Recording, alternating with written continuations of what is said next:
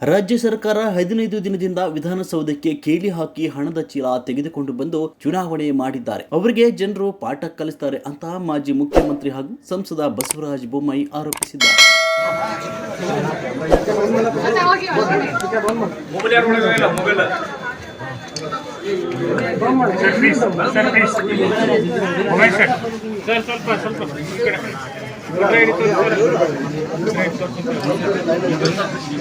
ಅವರು ಇಂದು ಸಿಗ್ಗಾವಿ ಸವಣೂರು ಕ್ಷೇತ್ರದ ಬಿಜೆಪಿ ಅಭ್ಯರ್ಥಿ ಭರತ್ ಬೊಮ್ಮಾಯಿ ಅವರೊಂದಿಗೆ ಸಿಗ್ಗಾವಿ ಪಟ್ಟಣದ ಸರ್ಕಾರಿ ಮಾದರಿ ಕನ್ನಡ ಗಂಡು ಮಕ್ಕಳ ಶಾಲೆ ಒಂದರಲ್ಲಿ ಸರತಿ ಸಾಲಿನಲ್ಲಿ ನಿಂತು ಮತದಾನ ಮಾಡಿ ನಂತರ ಮಾಧ್ಯಮಗಳೊಂದಿಗೆ ಮಾತನಾಡಿದರು.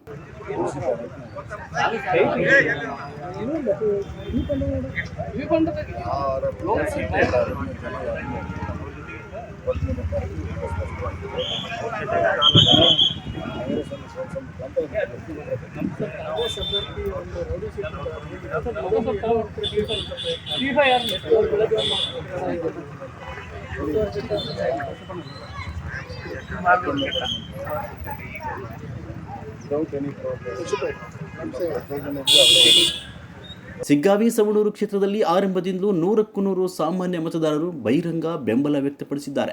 ದಿನೇ ದಿನೇ ಹೆಚ್ಚಳವಾಗಿದೆ. ಇದೆಲ್ಲದರ ಹಿನ್ನೆಲೆಯಲ್ಲಿ ಭರತ್ ಬೊಮ್ಮಾಯಿ ಬಹಳ ಅಂತರದಿಂದ ಗೆಲ್ತಾರೆ ಅಂತ ವಿಶ್ವಾಸ ವ್ಯಕ್ತಪಡಿಸಿದರು. ಈ ಸರ್ಕಾರ ವಿಧಾನಸೌಧಕ್ಕೆ ಕೀಲಿ ಹಾಕಿ ಹಣದ ಚೀಲ ಹಿಡಿದುಕೊಂಡು ಬಂದು ಚುನಾವಣೆ ನಡೆಸಿದ್ದಾರೆ.